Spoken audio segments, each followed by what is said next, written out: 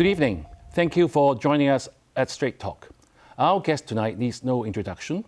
We are indeed honored to have our Chief Executive, Mr. John Lee, spend some time with us. Mr. Lee was last on Straight Talk in October, shortly after he made his maiden policy address and shared with us his vision of a new chapter to lead Hong Kong for a brighter tomorrow. We have just celebrated our 26th anniversary of Hong Kong's return to the motherland, and now we're looking forward to the Chief Executive sharing with us on whether our city is fulfilling our unique role of being an effective bridge between the mainland and the rest of the world. Welcome, CE. Hello, Eugene. Thank you for giving me this opportunity to come here so that we can talk about things that we're interested in and also talk to the people. Yes. CE, firstly, congratulations that you're reaching your first anniversary of your term. And it actually has been quite an eventful year, because I still remember last time when we interviewed you, we were still wearing masks, and now we can do it without masks, and actually we have travel in between as well. Perhaps we could start off by asking you to share with us, what would be your biggest takeaway, and what have you valued the most in your first year in office?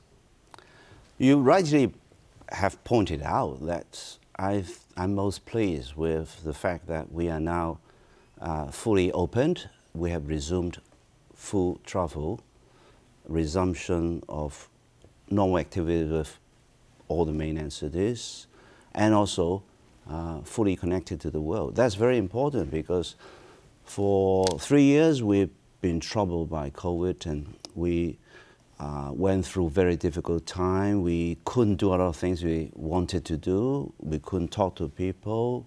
We could not meet people in the way we would normally do. And at that time, before we actually reached the end of the tunnel, of course, everybody was a bit disappointed and down about, don't know when it will end. Mm-hmm. So during the whole process, I have been talking to the people to tell them we have to proceed pragmatically so that we don't sway one way or the other. We continue in the path, mainly to ensure that people maintain their confidence and hope. So I am very thankful to the citizens of Hong Kong and also my team that we have eventually successfully beaten the pandemic's trouble, and we now can really get back to normal life. And I'm also very glad that after we have resumed normalcy, society really have been happier, and people generally have more confidence, and they are all relatively more united to agree with the direction that I want Hong Kong to take, which is to really go for economic development, to fight for more opportunities for Hong Kong, so that we can all get better return from economic success and the developments that we can make. Right. CE, you promised to bring a result-oriented approach to governing, and in your October policy address, you have set 194 KPIs, of which 68 were to be met by middle of this year. And we know that we read in the news that you have already delivered 66 of the 68. You must be very happy. From the viewers, we see the tourist numbers have gone back to like 40% of the pre-pandemic level. The unemployment rate is down to 3%, and the 6-year wait for the public housing is down to like 5.3. So you must be very pleased. So have I missed out any of your achievements? For all these important tasks, I would always aim for higher results.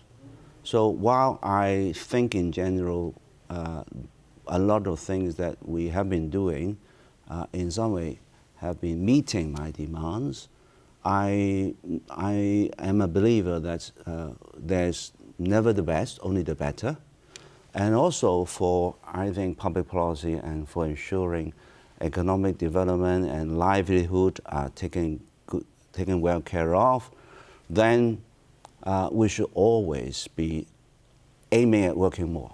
Mm-hmm. There's no final destination for this. Right. It's a long-term process. Right. So we'll keep working hard. But one thing I'm pleased with is the general consensus that we focus our attention on developing all the potentials for Hong Kong, for creating most return within the shortest period of time.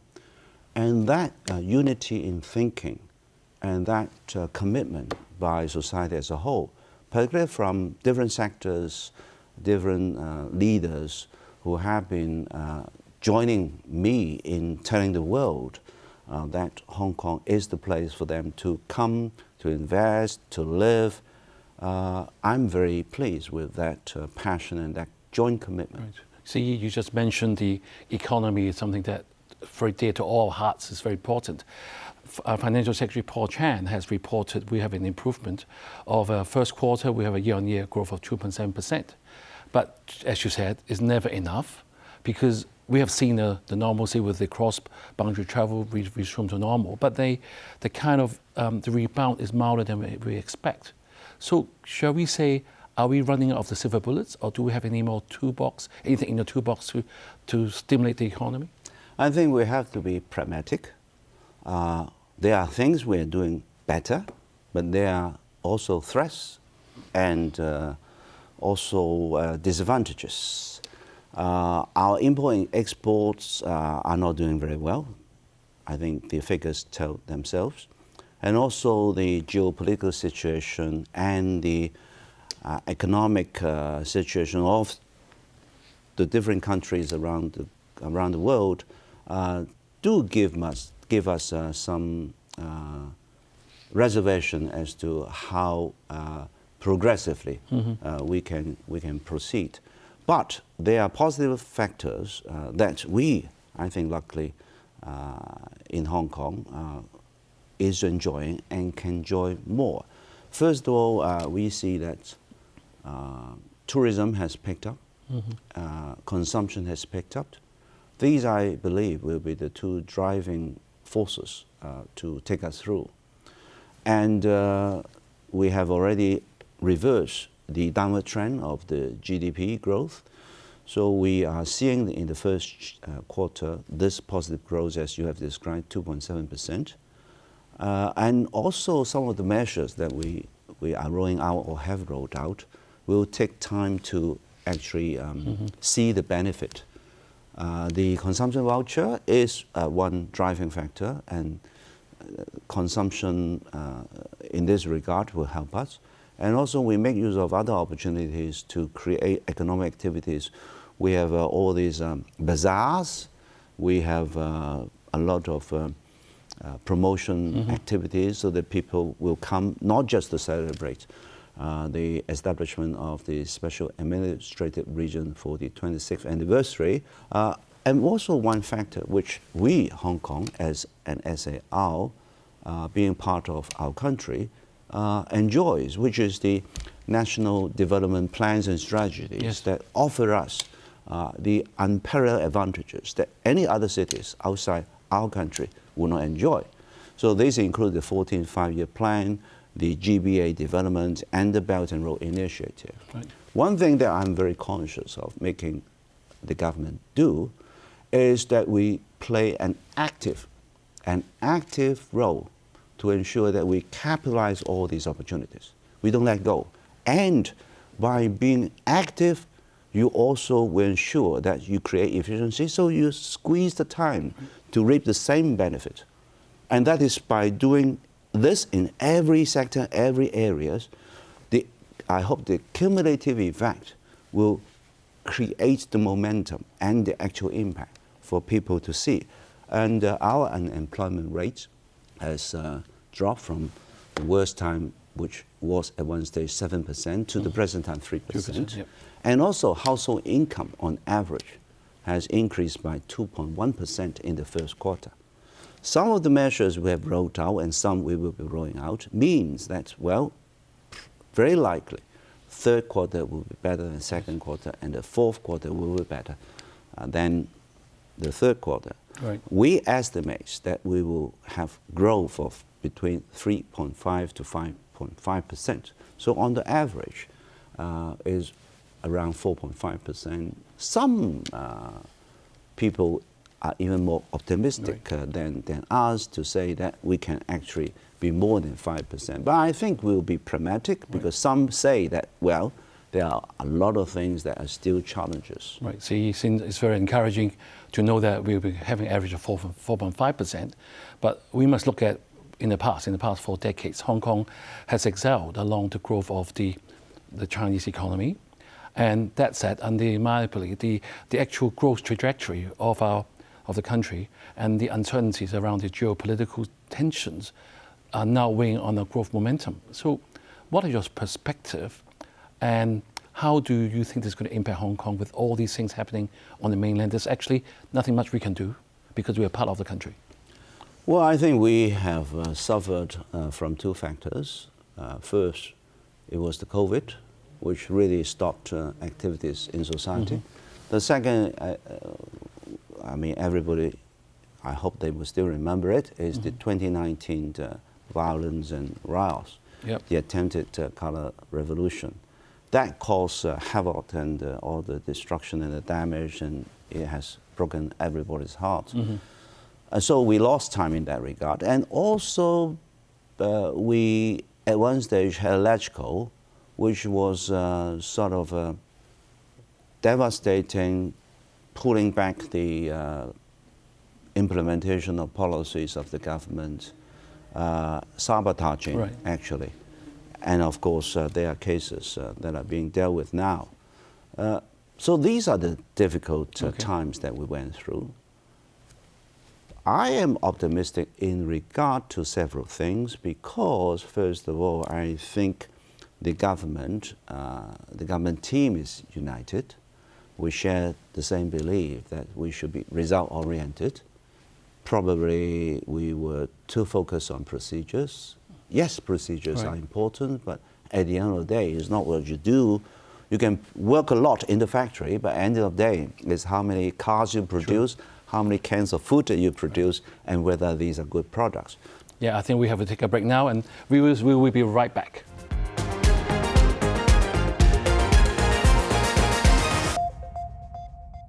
Welcome back to Straight Talk. Our Chief Executive, Mr. John Lee, is with us tonight, sharing the results his administration has achieved in the first 12 months in office and the major challenges they have faced. So, CE, thank you very much for telling us we're going to be hopefully looking at a 4.5% economic growth. There's a good power engine for Hong Kong. But that's something that I'm sure many viewers would want to hear from you directly is, despite all efforts, I know there are a lot of misconceptions from the West that Hong Kong's freedom and rights have been eroded. Can Hong Kong do anything to amend this and make us look good again? Because certainly we often hear from people from overseas asking us such questions. We'll reply. But what can we do as a city to making sure this message is passed across forcefully? Well, there are a lot of things we can do.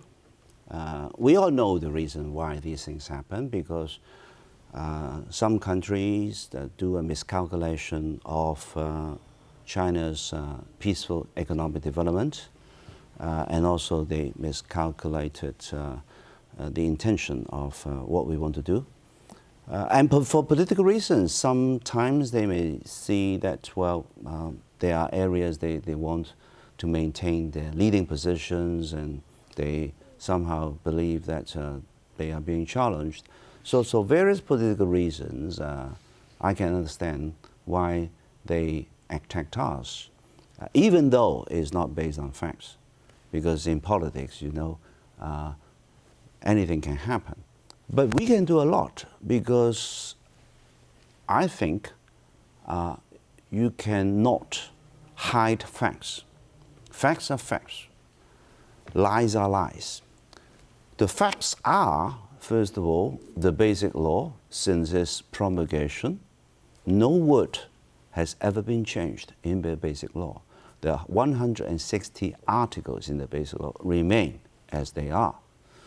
And also, the standard of rights and freedoms in Hong Kong have not changed. It remains the international standard, which is governed by 2 international covenants. One is the International Covenant on Civil and Political Rights. One is the International Covenant on Economic, Social and Cultural Rights. These are international standards. The basic law said these 2 standards apply to Hong Kong.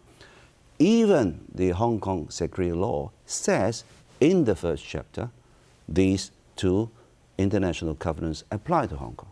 So nothing has changed. It's only the people who try to badmouth, who try to say something so as for their own political gain, they distorted the actual facts. What we need to do is go out and tell the true facts. We have a lot of things we can tell the world. First of all, independent studies have already given us very clear evidence of what we are. We are the #1 freest economy.